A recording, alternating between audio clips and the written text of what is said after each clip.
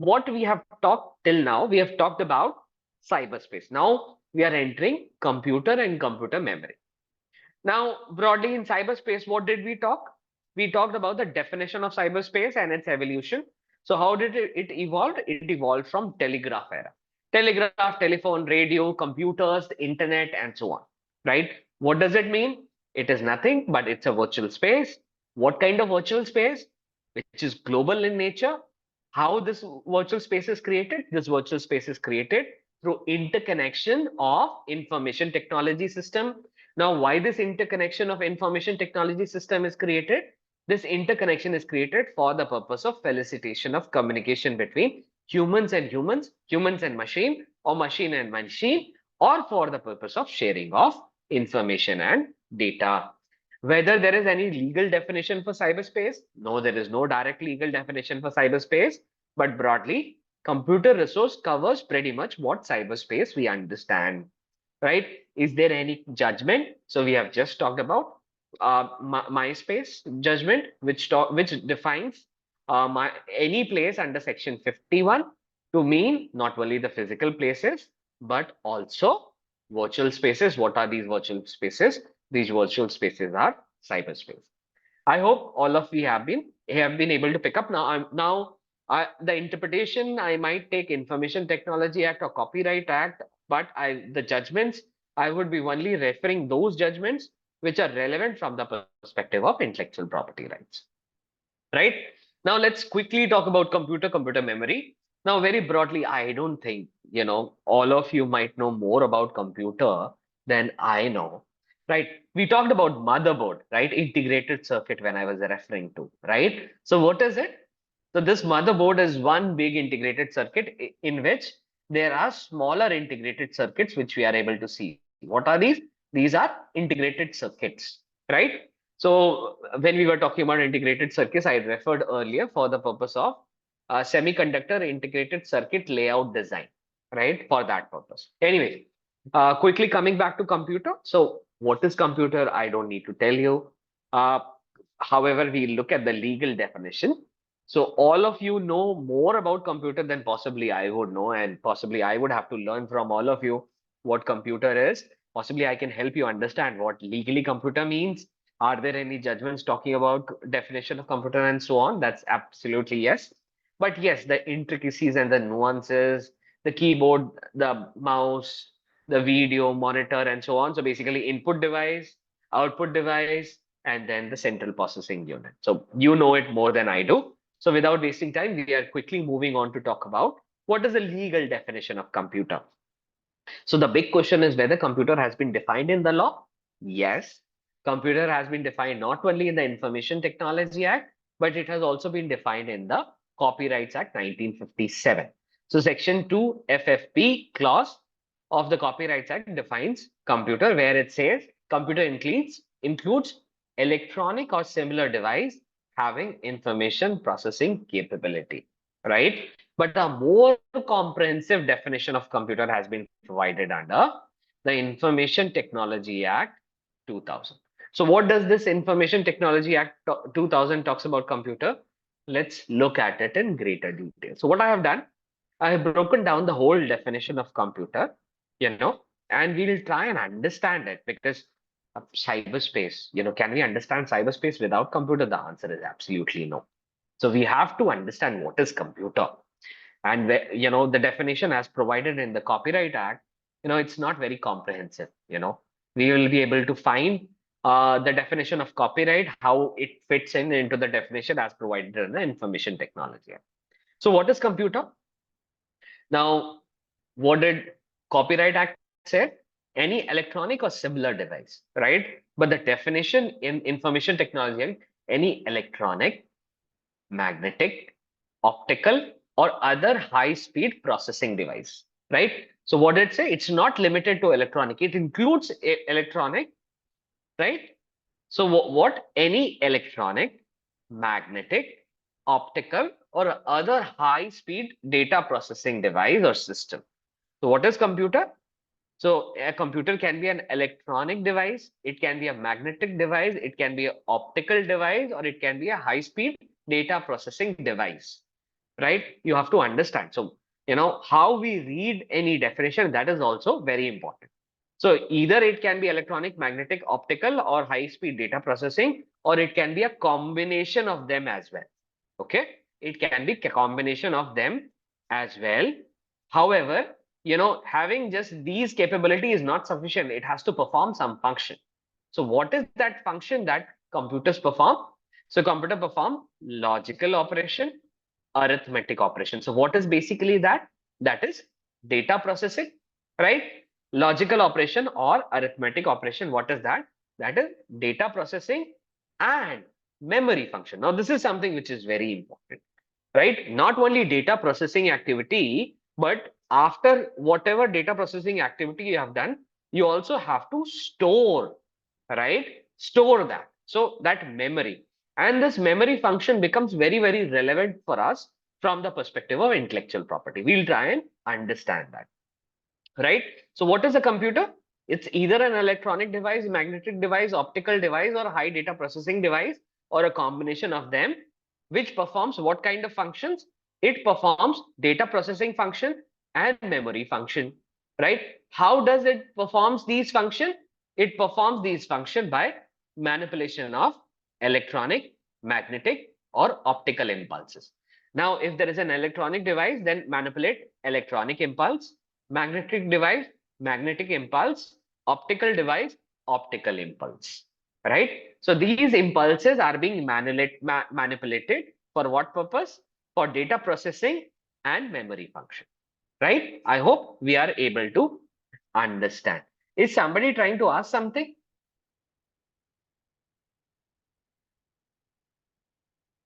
Okay, okay, right. Just 1 second. Uh, Right. Now, what does computer includes? Now, we have already understood the meaning of means. So the moment means term is used, it means it's an exhaustive definition. Nothing beyond this will be included.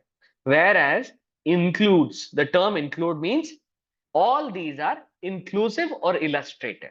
Inclusive or illustrative. So means इसके beyond कुछ भी नहीं है.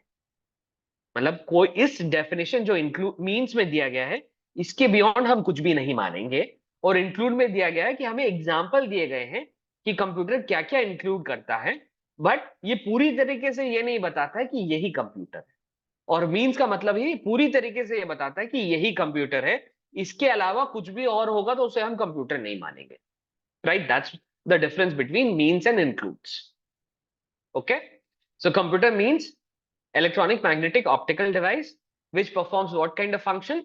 Data processing function and memory function. How does it perform that function?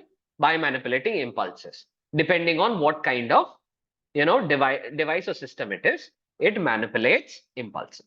What does it include? It includes input, output, processing, storage, computer software, and communication facilities, which are connected or related to the computer in a computer system or computer network. So there is an input device, output device, processing device, storage device. There might be computer software, there might be communication facilities, which are connected or related to the computer. So input device are connected, output device are connected, processing are within, computer softwares obviously related, communication facilities again, it may be connected or related to the computer or the computer system or computer network, right? So all these together will be considered as computer. So I hope we are able to see all of this. I hope all of you are able to understand the definition of computer now, right? So go back and check. And another thing, as a teacher, I am telling you that never believe what is being taught here. Always go back and read it yourself. Because when you read it, जब आप खुद से जाके उसको पढ़ेंगे तो जो आपको जितना बढ़िया समझ में आएगा ना वो उससे बेहतर कुछ नहीं होगा ठीक है तो जो भी मैं आज आपको बता रहा हूं जो जो पॉइंट मैं आपको बता रहा हूं जो जो प्रोविजन मैं आपको बता रहा हूं बस उसको नोट डाउन करते चले कि हमें सेशन खत्म होने के बाद कॉपीराइट एक्ट में सेक्शन 2 एफएफबी देखना है इंफॉर्मेशन टेक्नोलॉजी एक्ट में सेक्शन 2(1) आई देखना है क्या डेफिनेशन था सर ने जो पढ़ाया वही है कि नहीं उससे मैं क्या समझ पा रहा हूं तो हमें थोड़ी मेहनत तो खुद भी करनी पड़ेगी। अगर आप समझे कि मैंने खिचड़ी बना दी है और मैं वो आपको परोस दूंगा और उससे काम बन जाएगा, तो ऐसा होगा नहीं। हमें अपनी मेहनत भी खुद से करनी पड़ेगी। ठीक है। Now, there are a couple of case laws regarding what is a computer and what is not a computer. There are two judgments. So there is a Diebold system versus the Commissioner of Commercial Taxes, a case of 2005, and there is Saeed Asafuddin versus State of Andhra Pradesh. Now दोनों different cases हैं। Diebold systems में tax से related case है, ये determine करने के लिए कि ATM, so you know Diebold system is a case which is related to ATM machines, whether ATM machines are computer or not from the perspective of taxing the transaction. And in Said Asufuddin, the whole issue is manipulation of the computer or manipulation of the mobile phones. Whether it amounts, whether that mobile phone or a cell phone is a computer or not.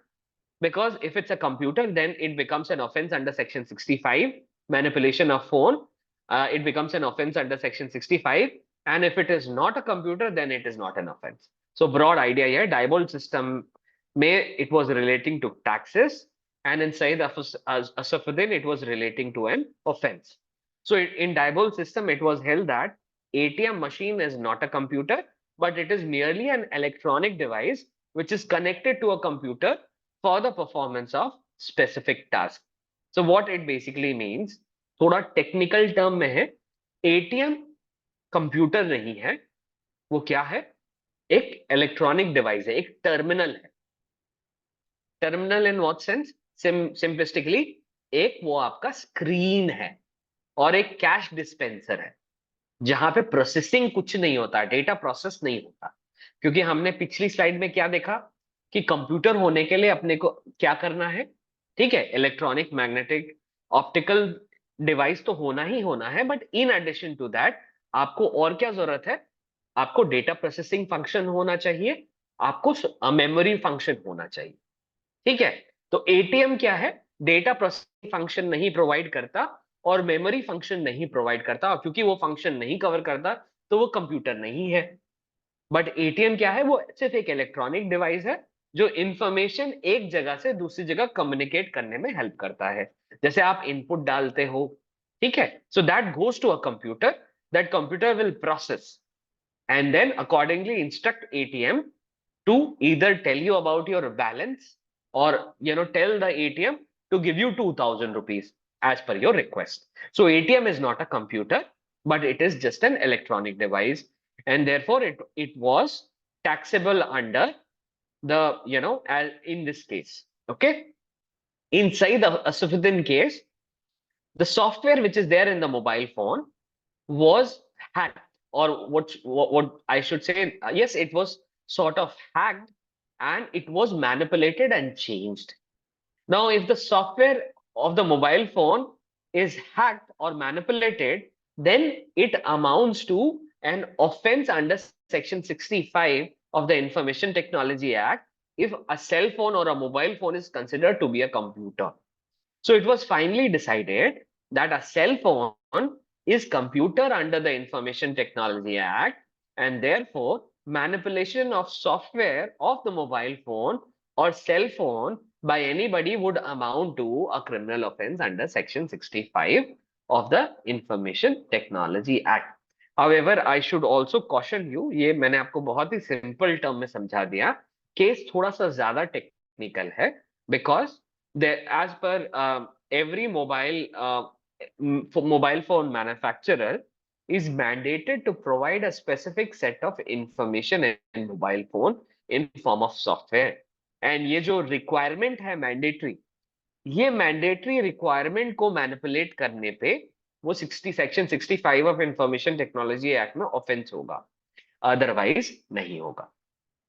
ठीक है, तो ये दो case laws हैं जिसमें हमने computer system के बारे में देखा, और हमें ये पता चला कि एटीएम कंप्यूटर नहीं है, और जो मोबाइल फोन हमारा, जो हम मोबाइल फोन, या तो मोबाइल फोन के थ्रू हम ये वीडियो देख रहे हैं, या जो मोबाइल फोन हमारे हाथ में है, तो उसको भी इंफॉर्मेशन टेक्नोलॉजी एक्ट के अंदर एक कंप्यूटर के तौर पे देखा जाएगा।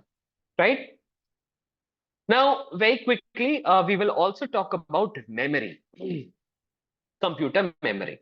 Now, this is something which is very, very important because when we try and talk about intellectual property rights, so intellectual property rights or intellectual property is an exclusive asset of the author or an exclusive asset of the inventor, right? So author for copyright, inventor for patents, right? Nobody else should be able to use such asset, intangible asset. However, what happens if such an asset is stored in the memory of the computer? Would it amount to infringement? Specifically when we talk about copyright. Okay, because section 13 of the Copyrights Act provides for, now I would encourage all of you to refer these sections parallelly when I'm referring. So section 13 provides for copyright in different work. So which work will have copyright, which work will not have copyright has been provided under section 13. Section 14 tells us that if there is copyright, then along with copyright, what rights the author is eligible. All those rights are available in section 14. So section 14 tells that the exclusive right to communicate your work to anyone is with the author.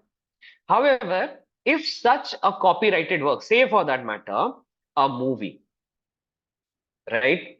Now, I don't need to tell anyone that how deeply piracy is there in India, right? How many of us would still have pirated movies and pirated songs on our mobile phones and computers, right? Now, storing of that pirated movie or pirated music, does it amount to copyright infringement or not? The answer is absolute yes, right? Because you are not authorized. Exclusive right किसका है? क्या आपने license fee pay किया है? The whole idea is when you rent or when you purchase a movie online, you pay some amount of money. What is that? You are giving a license fee, right? You don't become the copyright owner of that. You pay a license fee for using it, for watching that movie online, right? So, keeping that aside, if unauthorizedly or pirated movie you are keeping on your device, whether it amounts to copyright infringement, the answer is yes, right? But then there are different types of memories. There are certain memories which are volatile memories, right? Like register and cache memory, random access memory. But whereas there are certain types of memory which are non-volatile memory, like read-only memory, hard disk drive, SDD, or optical drive, and so on, right? So register and cache memory. So let's try and understand. You are not able to, is everyone able to see my screen, right? Yes, sir. And you're also able to hear me. Correct. Thank you. So broadly, register and cache is the personal memory of the CPU, right? So, when central processing unit wants to process any information, then in order to process that information, it needs to keep some amount of data or information.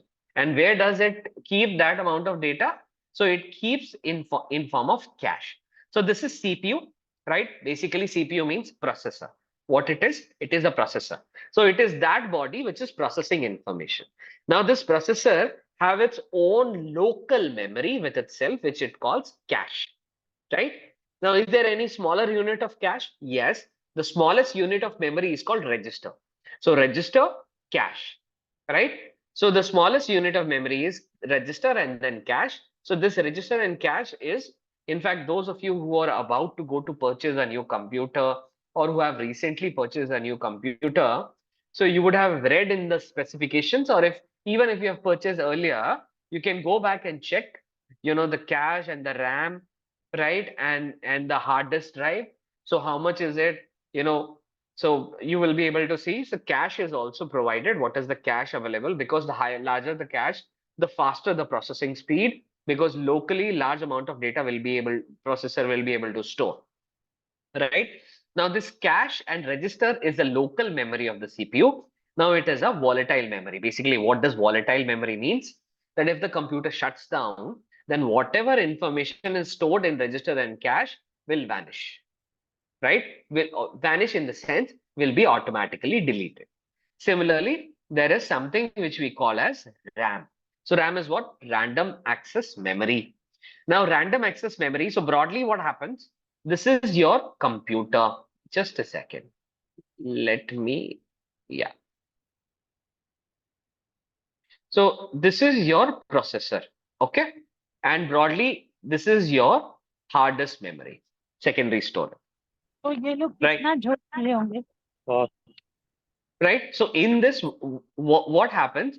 Can the data from this secondary storage or hard disk drive directly reach to CPU? The answer is no. So how this data goes to, this data is first of all stored in RAM. Okay. And then from RAM, as and when data is requested, CPU receives this information. So that's why this is primary storage. This is secondary storage. So what does primary means? Such storage with which CPU is directly able to interact is primary, and such storage with which it is indirectly able to connect is secondary storage. So the big hard disk drive. So usually what happens? The cache would be in MB, the RAM would be in GB. Say for that matter, it's usually nowadays it comes for 8 to 16 GB, depending on, right?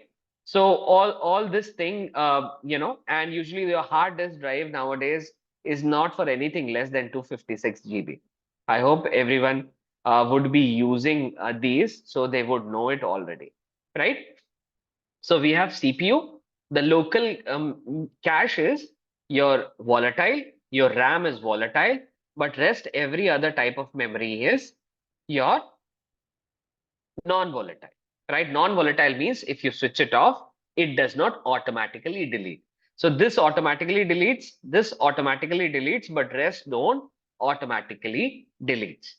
Now, the whole idea is if something, you can't store any information in read-only memory. So read-only memory does not provide you any storage capability. It just provides for BIOS. It stores BIOS. So it is in KBs, 8 to 16 KBs. Little technical about computer, so forget about it. Plain and simple, computer memory is two types: volatile memory, non-volatile memory. If you hold copyrighted material in non-volatile memory, would it amount to infringement of copyright? Or if you put in copyright material in non-volatile memory, whether it amount to infringement? So the answer is, if it is in non-volatile, then it would amount to infringement. If it's volatile, then it will be protected in form of fair use. So do we have a case law on the same? The answer is yes. The case law is MySpace super cassettes, the earlier judgment we had referred. So in this case also, if any information is stored transiently, means temporarily, or incidental, just for the purpose of whenever there is any storage which is transient and incidental, then it will be considered as fair use under section 52. So section 51 of the Copyright Act, what does it talk about? It talk about infringement of copyright, whereas section 52 talks about fair use.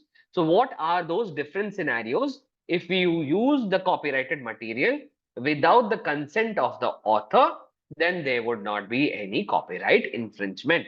So if you store data or information, usually in, so if you store data or information in in volatile storage, then there will be fair use because it is transient and incidental. Whereas if you store data or information which is copyrighted in non-volatile, then it would amount to copyright infringement. I hope we are able to keep up and keep track of all this information. Now, with this, what we have done, we have spoken about computer and computer memory. So we have talked about what is computer, where we found ATM is not a computer, it is just an electronic device. But we found out that mobile phones are computers.